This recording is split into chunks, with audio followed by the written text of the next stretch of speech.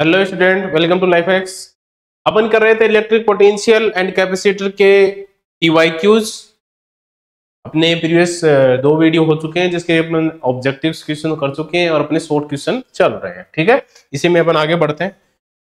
देखो क्वेश्चन क्या दिया हुआ है, right two important characteristics of equipotential surface. एक चीज याद रखना, मैं यहाँ पे देखो थ्योरेटिकल चीजें ज्यादा लिखूंगा तो अपना देखो तुमको पता ही टाइम ज्यादा जाएगा, एक क्वेश्चन ही अपना टाइम ज्यादा खींच लेगा।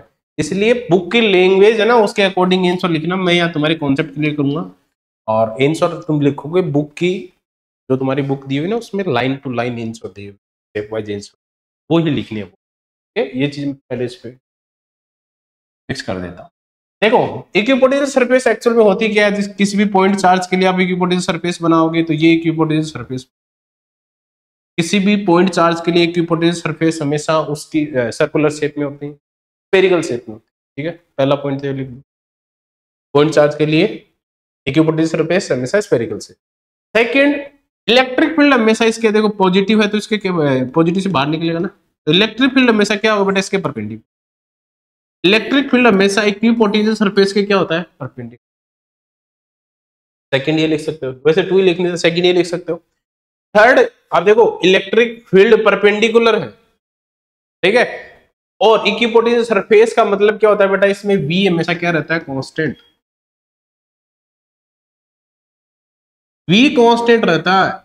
इक्विपोटेंशियल सरफेस की डेफिनेशन ये है कि ऐसी सरफेस जिसके हर पॉइंट पे उसका इलेक्ट्रिक पोटेंशियल इक्वल, वही होगी अपने पास इक्विपोटेंशियल। ठीक है, v कांस्टेंट रहेगा।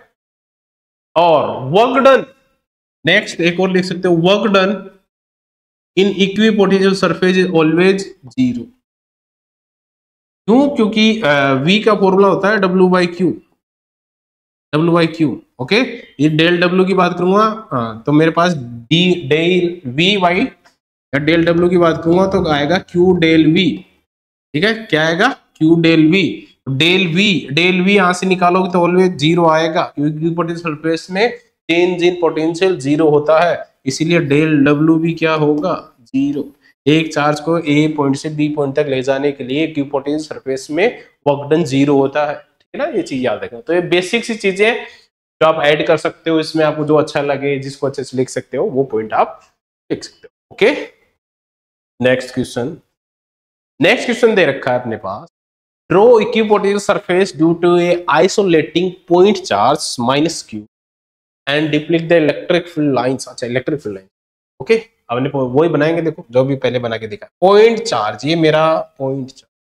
पॉइंट चार्ज के हमेशा इलेक्ट्रिक फील्ड लाइन स्फेरिकल से, ये बनेगा मेरे पास एक, ये मेरे पास बनी दूसरा इक्विपोटेंशियल, बीच में बन जाएगी ना इसके, ये ऐसे सरफेस बनाते हमेशा स्फेरिकल शेप में बनती जाए। ठीक है, हमेशा क्या बनेंगे बेटा, स्फेरिकल शेप में। ओके, अब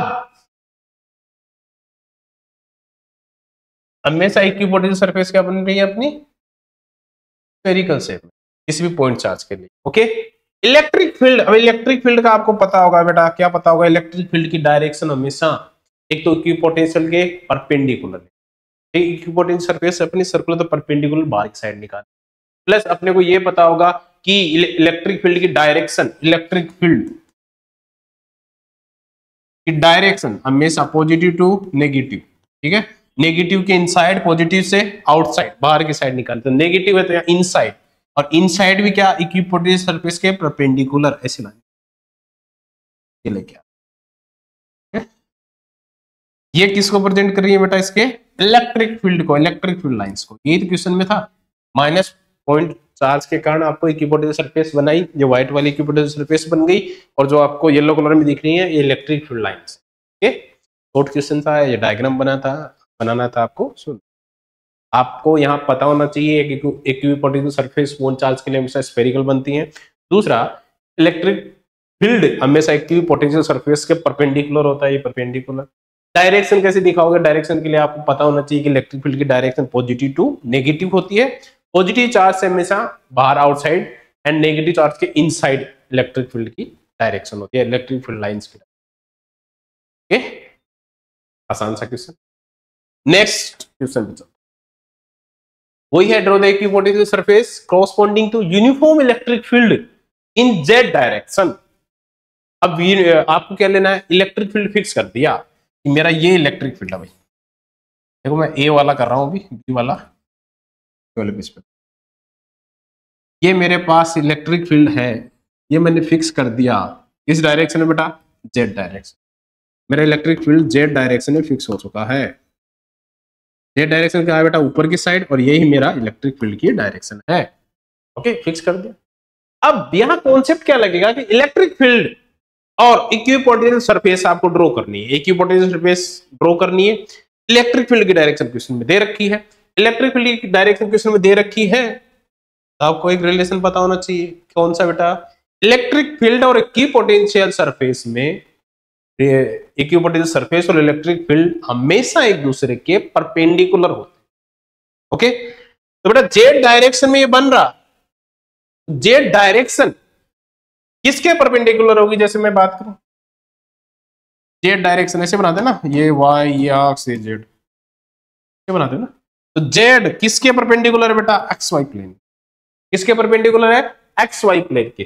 तो अपनी जो इक्विपोटेंशियल सरफेस बनेंगी, ये इक्विपोटेंशियल सरफेस बन रही है मेरी, ठीक है। ये कौन से प्लेन में होंगी बेटा, कौन से प्लेन में होंगी बेटा, एक्स वाई, ठीक है। कौन से प्लेन में होंगी, एक्स वाई।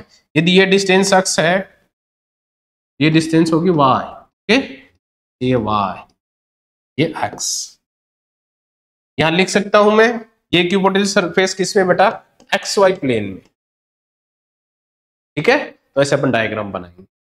ये अपनी इक्विपोटेंशियल सरफेस दिखा दी मैंने एक्स वाई प्लेन में, और इलेक्ट्रिक फील्ड अपना किधर जा रहा है बेटा, परपेंडिकुलर जा रहा है इसके, जिसकी डायरेक्शन क्वेश्चन में जेड डायरेक्शन। अब ऐसे डायग्राम, ठीक है। कॉन्सेप्ट एक ही ध्यान रखना था, इलेक्ट्रिक फील्ड की डायरेक्शन हमेशा इक्विपोटेंशियल सरफेस के परपेंडिकुलर।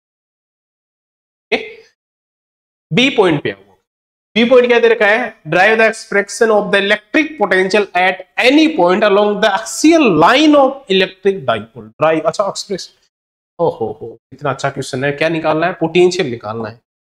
ये मेरे पास दो charge minus Q plus Q, dipole बनाया बेटा मैंने, ये डाइपोल बना, इससे एक्सियल पे चलना है, एक्सियल पे ये पी पॉइंट आया, दोनों के बीच की डिस्टेंस अपन लेते हैं बेटा 2a या 2l, जो भी तुम ले, 2l, ठीक है। ये डिस्टेंस होती है बेटा r, ये डिस्टेंस होती है बेटा सेंटर ऑफ डाइपोल, ठीक है।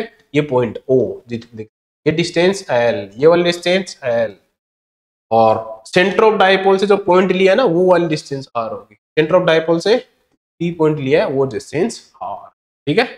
v निकालना हो या e निकालना हो, दोनों के लिए सेम ही कॉन्सेप्ट अपना।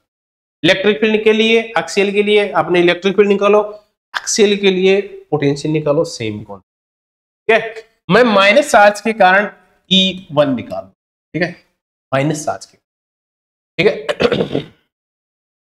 माइनस चार्ज के कारण इलेक्ट्रिक फील्ड का फॉर्मूला यहां लिख देता हूं, बेसिक फॉर्मूला के क्यू बाय, नहीं अपने को V निकालना ना, बेसिकली V पूछा है, पोटेंशियल पूछा है, तो दोनों क्वेश्चन निकलो बात ही की। पोटेंशियल का फॉर्मूला क्या होगा बेटा, क्यू बाई आर, ओके। तो V1 क्या आएगा, के क्यू की value minus K Q by are. देखो माइनस क्यू से पी पॉइंट कितना है, आर प्लस एल, कितना है, आर प्लस एल डिस्टेंस रख दिया। ऐसे मैं V2 निकालूंगा, V2 क्या आएगा बेटा, के प्लस चार्ज के कारण डिस्टेंस क्या है बेटा, आर माइनस एल, ठीक है, आर माइनस एल। तो ये कितना है, ये एल वाली डिस्टेंस यार, तो आर प्लस एल कर दिया, प्लस क्यू कितना है बेटा, ये टोटल आर थी, इसमें एल माइनस, टोटल V निकालेंगे, वही V1 प्लस V2, दोनों रखेंगे, सोल्व करेंगे, वैल्यू रखो, K Q R plus L minus K Q R minus L, LCM आ गया, A plus B A minus B, R square minus L square, K Q दोनों में कांस्टेंट है, यहाँ बचेगा R minus L minus R plus L, यहाँ R minus L रखा, और यहाँ रखूंगा माइनस का आर और माइनस का एल, माइनस का आर, और ठीक है, ये बचेगा। सोल्व करो इसको, ये इससे गया, तो माइनस का 2k इसको मोड में ले लो, या मैं v2 माइनस v1 करूंगा तो वैसे भी सोल्व हो जाएगा, एक ही बात है। मेरे पास यहाँ क्या बचेगा 2l, एक l ये एक l ये 2l माइनस का बचेगा, मोड में ले लो प्लस का हो जाएगा वैसे। तो k q 2l नीचे क्या बचा हुआ है r स्क्वायर माइनस l। अब वही कंपेरिजन करोगे, ठीक है, r बहुत बड़ा है l के कंपेरिजन में, तो क्या होगा, नीचे क्या बचेगा ओनली r, ठीक है, r स्क्वायर बचेगा। फॉर्मूला बना k q 2l अपॉन, देखो ये कंडीशन लगा रहा हूं मैं यहां से आने के लिए मैं कंडीशन लगा रहा हूं, ठीक है, ये a ले रखा आपने, r ले रखा, जो भी ले रखा है, तो यहां से l का स्क्वायर मतलब छोटी वैल्यू का स्क्वायर और छोटा हो जाता है, जैसे 0.05 का स्क्वायर कितना हो जाता है बेटा 0.25, इससे भी छोटा होता है। वैल्यू का स्क्वायर, छोटी वैल्यू का और स्क्वायर करते जाओ छोटी होती जाएगी, तो यहाँ सिर्फ बचेगा आर स्क्वायर, क्या बचेगा ओनली। अब आपने एक पढ़ा होगा momentum, electric movement, dipole, electric dipole movement, क्या पढ़ा होगा, P equal to Q into दो डायपोल के बीच की डिस्टेंस होती है अपने 12 की, तो यहाँ पे क्या है 2, तो क्यू इनटू 12 को क्या लिख सकता हूँ बेटा मैं, के पी बाई आर स्क्वायर, ठीक है। ये किसके लिए आया बेटा, वी एक्सियल, याद रखना। यही सेम पैटर्न अप्लाई करते हैं ई एक्सियल के लिए, या यहां से भी निकाल सकता हूं बेटा, ई एक्सियल के लिए आता है A P by R cube, अब यहां से भी निकाल सकता हूं, क्यों, ई और वी में मुझे रिलेशन पता होता है, क्या पता होता है बेटा मेरे को, ये पता होता है, ये माइनस रख सकते हो आप, ये मैं मोड में लेके चल रहा हूँ, वहां पे माइनस रहेगा, यहाँ पे मैं चीजें मोड में लेके चल रहा हूँ, ठीक है, माइनस सिर्फ डायरेक्शन को रिप्रेजेंट करता है, ये चीज याद रखना। तो यहाँ v बाई डी है, तो d से v इज इक्वल टू क्या होगा डी, ठीक है, क्या मुझे v है दिया हुआ है, e निकालना, तो ये फॉर्मूला d मतलब यहाँ r है डिस्टेंस, तो v बाई आर करूंगा, देखो ये फॉर्मूला आया के क्यू बाई आर स्क्वायर, इसको एक आर से मल्टीप्लाई कर दिया, ई एक्सएल भी ये आएगा v। एक चीज बता दो, बोर्ड के लिए, हर बोर्ड के लिए फेवरेट है एक्सियल और इक्वेटोरियल वाला, चाहे इलेक्ट्रिक फील्ड के लिए पूछ लो, चाहे पोटेंशियल के लिए पूछ लो, या मैग्नेटिक में पूछ सकता है, तो इसीलिए जो कंडीशन है ना एक्सियल और इक्वेटोरियल वाली, ये दोनों तुम्हें अंगुलियों पे याद होनी चाहिए, चाहे वो इलेक्ट्रिक फील्ड हो, चाहे इलेक्ट्रिक पोटेंशियल हो, चाहे मैग्नेटिक फील्ड के लिए, ठीक है। ये क्वेश्चन था बी वाला जो अपन ने भी सोल्व किया, अनफेस्ट ए वाला। नेक्स्ट क्वेश्चन पे चलो, देखो क्वेश्चन क्या दिया हुआ है,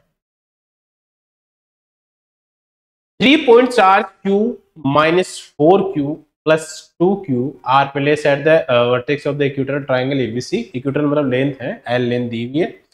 Obtain the expression the magnitude of resultant electric force acting on the charge q, charge q पे एक्टिंग फोर्स निकाल, ये वाली चार्ज, ओके। और दूसरा क्या है, find the amount of work done by the separation charge in the infinite distance. चलो ये डायग्राम में वापस बनाता हूं इधर। क्वेश्चन में क्या दिया बेटा, यहाँ प्लस क्यू चार्ज है, यहाँ माइनस का 4q है, तो कितना 2q चार्ज है, और l डिस्टेंस है, इक्वेटोरियल ट्रायंगल तो तीनों डिस्टेंस सेम, और l डिस्टेंस, ठीक है। और फोर्स निकालना है आपको कौन से पे बेटा, प्लस क्यू चार्ज, फोर्स का निकालना है,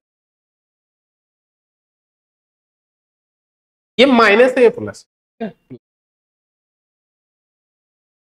अब अपने को देखो पता कैसे करेंगे, इसके कारण इस पे फोर्स लगेगा, इसके कारण इस पे फोर्स लगेगा, ठीक है, दोनों के कारण डायरेक्शन निकालोगे, और डायरेक्शन निकालने के कारण अपने को एक रिजल्टेंट फोर्स देखने को मिलेगा, वो रिजल्ट निकालेंगे, मतलब -4 के कारण एक फोर्स, -4q के कारण एक फोर्स, 2q के कारण एक फोर्स है, दोनों का कंपोनेंट बनाएंगे, डायरेक्शन को यूज करते हुए सोल्व करेंगे आसानी से।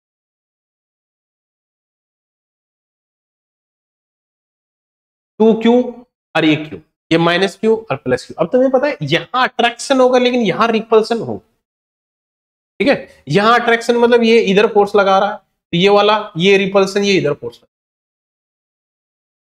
अपोजिट डायरेक्शन में फोर्स होंगे। अब दोनों देखो वेक्टर, ये इधर बन रहा है, ये इस पे इधर फोर्स लगा रहा है, तो रिजल्टेंट क्या होगा बेटा इसके, ये दोनों का रिजल्टेंट। रिजल्टेंट कैसे निकालते हैं बेटा, रिजल्टेंट का वेक्टर में एक सिंपल सा फॉर्मूला होता है, वो भी मैं under root A square plus B square plus 2ab cos, ये वेक्टर के अकॉर्डिंग रिजल्टेंट का फॉर्मूला, जो अपन यहाँ रिजल्टेंट, ठीक है। और उसके लिए अपन एंगल भी पता करेंगे, ए और बी के बीच में एंगल कितना है, कौन सा, जैसे ए ले रहा हूँ, बी ले रहा हूँ, तो ए और बी के बीच है, देखो ये 60 है, तो ये पता है इक्विटोरियल है, तो ये देखो यहाँ इस लाइन से इस लाइन तक, इस लाइन से इस लाइन तक, यहाँ से ले लो या यहाँ से ले लो, 180 होगा, तो ये वाला एंगल कितना बचा, ये वाला एंगल कितना बचेगा बेटा, तो थीटा था, यहाँ थीटा कितना आएगा बेटा 1, ये भी मैंने निकाला। ए एंड बी मतलब F1 निकालूंगा मैं, निकालो बेटा, F1 मतलब चार्ज F1 के लिए Q1 कितना है मेरे पास, Q है, एंड Q2 कितना है बेटा मेरे पास, -4Q है, एंड मेरे पास R जो है वो L है, तो रखो बेटा K, Q की जगह, Q1 की जगह क्या आएगा, फॉर्मूला लिख देता हूँ पहले, Q1 Q2 by R square, K Q1 कितना है, Q है, Q2 कितना है, -4Q है, एंड R की जगह L स्क्वायर, ठीक है। इसको सोल्व करेंगे, -4 बाहर आ जाएगा, -4K² बाय क्या है मेरे पास S, ओके।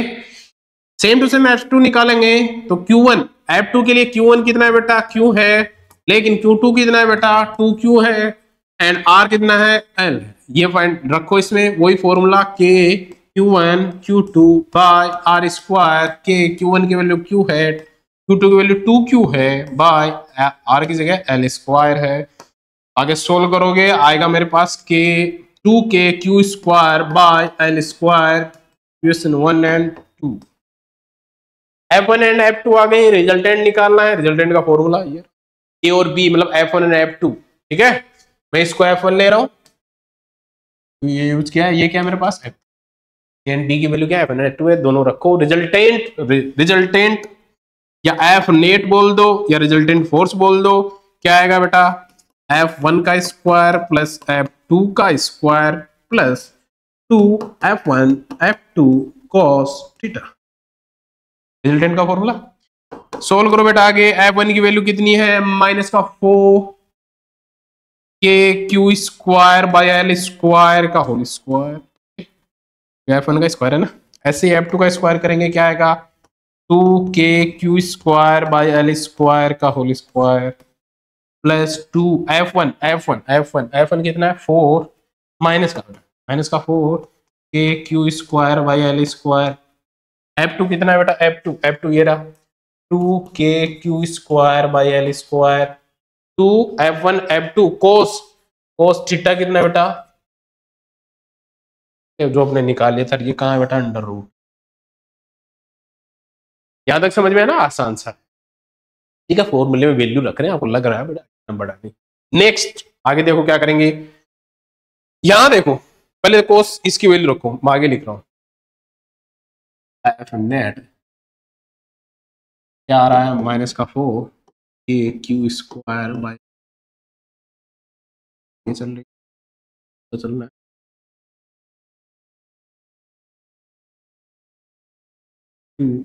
वापस लिख रहा हूँ बेटा, वही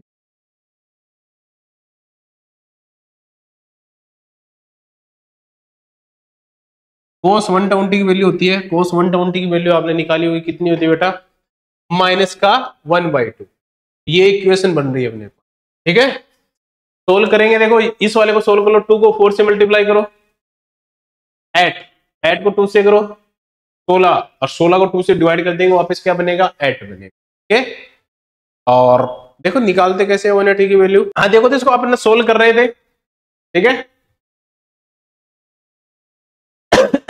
तो देखो माइनस का स्क्वायर है, देखो मैं इन सबसे कुछ कॉमन ले सकता हूं, यहाँ KQ² का होल स्क्वायर का square, KQ² whole square K का स्क्वायर हो गया, Q स्क्वायर है, Q स्क्वायर का स्क्वायर हो गया, L स्क्वायर का हो गया, ठीक है ना। मतलब क्या क्या कॉमन ले सकता हूँ, 4 तो नहीं आएगा, तो 4 तो नहीं आएगा, लेकिन मैं ले सकता हूँ 2 तो ले सकता हूँ, सबसे कॉमन ले सकता हूँ।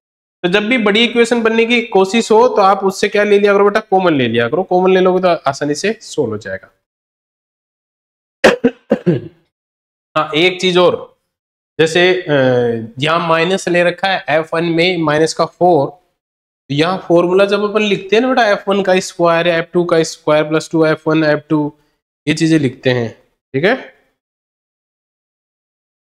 यहाँ मोड में लिखते हैं, तो जो मैंने यहाँ माइनस लगाया ना ये प्लस में चलेंगे, ठीक है, बस इतना ध्यान रखना, ये माइनस नहीं, वैसे भी स्क्वायर करोगे तभी, ठीक है। देखो चलो सो ये मल्टीप्लाई में बेटा है ना, ये इसके साथ मल्टीप्लाई में कहीं -1/2, मैं इससे कॉमन ले सकता हूं के Q square by L square का होल स्क्वायर, एंड रूट तो बाहर है ही, इससे इससे सबसे के क्यू स्क्वायर एल स्क्वायर का होल स्क्वायर ले सकता हूं। यहां क्या बचा बेटा, 4 का स्क्वायर कितना बचा,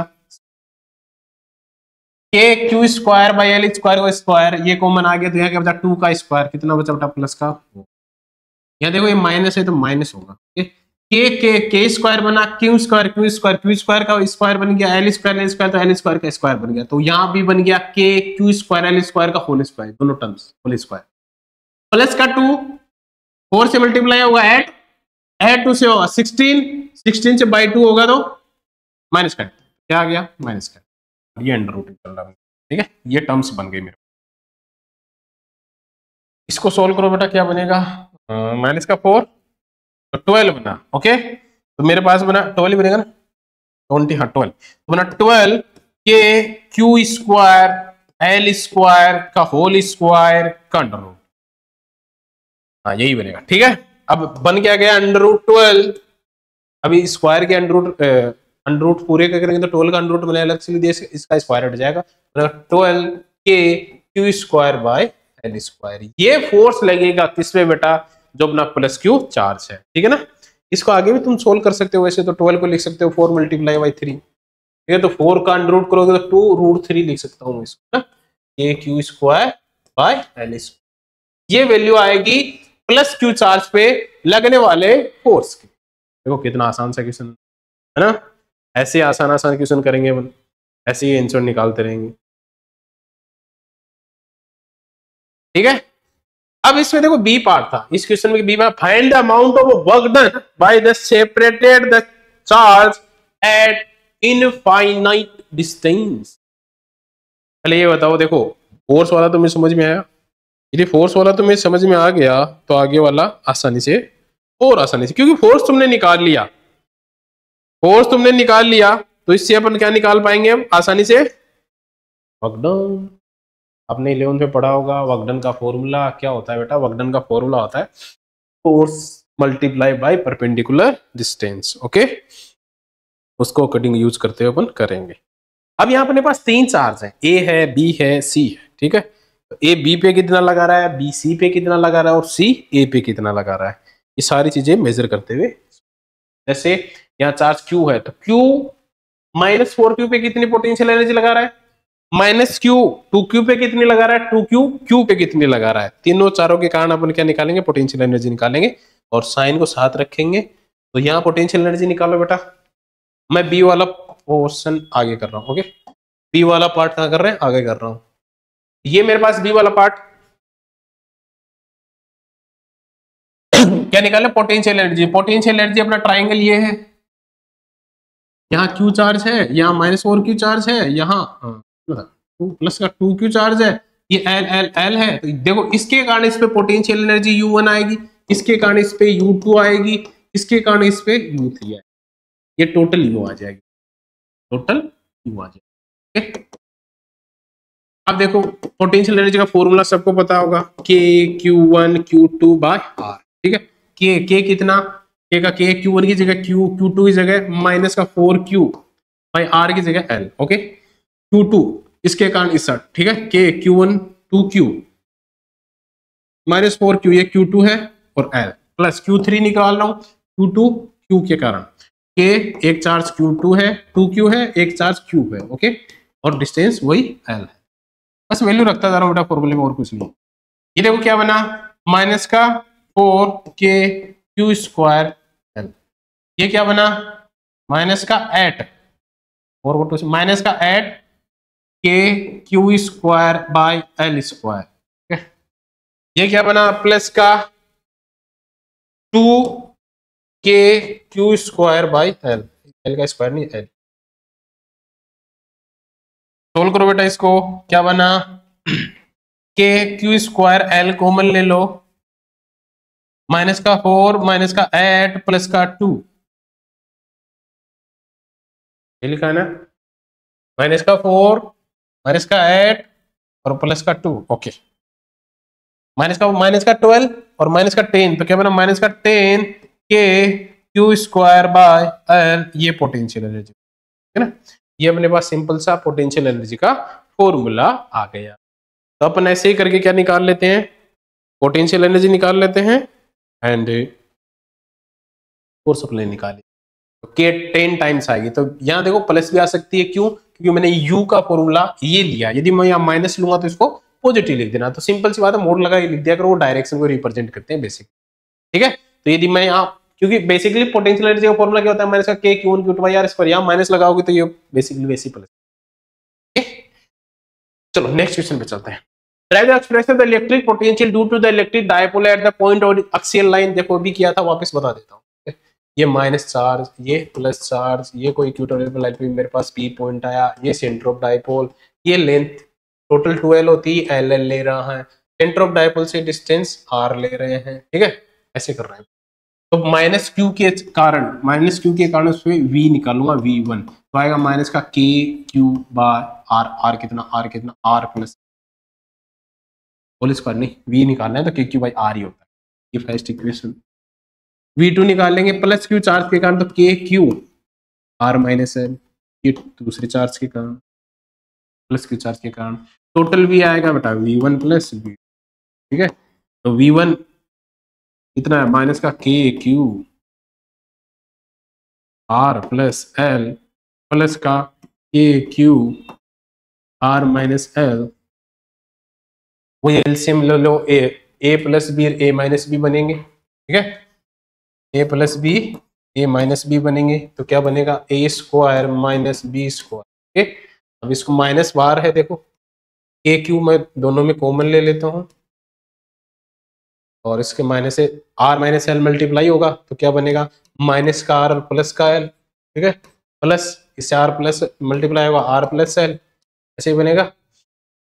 माइनस आर से माइनस आर गया, एल एल 12 बन गया, तो k q 2 l upon r square minus L square. ठीक है, यहाँ से यहाँ पे आओगे तो एक कंडीशन लगानी पड़ेगी, जिसे एल वो हट जाएगा, मतलब आपका चार्ज बहुत पास है, डाइपोल बहुत छोटा है, तो यहाँ से V मेरे पास आएगा, क्या आएगा, के Q 2L upon r square. ठीक है, ये आएगा। अब आपने पढ़ा होगा electric dipole movement small phi is equal to q multiply by q into 12 को क्या लिख सकता हूं मैं, क्यू इंटू 12 बताओ क्या लिखूंगा, क्यू इंटू 12 को लिखूंगा P, मेरे पास V बना के पी बाई आर स्क्वायर ना, के पी बाई, ये मेरे पास एक्सियल के लिए P आ जाएगा, ऐसे अपन निकाल लेंगे। ठीक है, अब देखो ये मैंने पिछले वाले में बताया था, यदि तुम्हें इलेक्ट्रिक फील्ड पूछ ले तो भी चल जाएगा, और यदि तुम्हें V भी पूछ ले तो भी चल जाएगा, ये पोटेंशियल के लिए पूछ ले तो भी चल जाएगा। तो तुम्हें सारी चीजें ध्यान होनी चाहिए, तभी तुम सोल्व कर पाओगे। तो अपने पास सिंपल सा क्या आएगा, के पी बाई आर स्क्वायर। ठीक है, एक्सियल के लिए क्या आ जाएगा, के P by r square.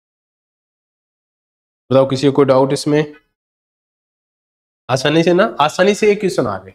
Okay, मिलते हैं अपन नेक्स्ट वीडियो में।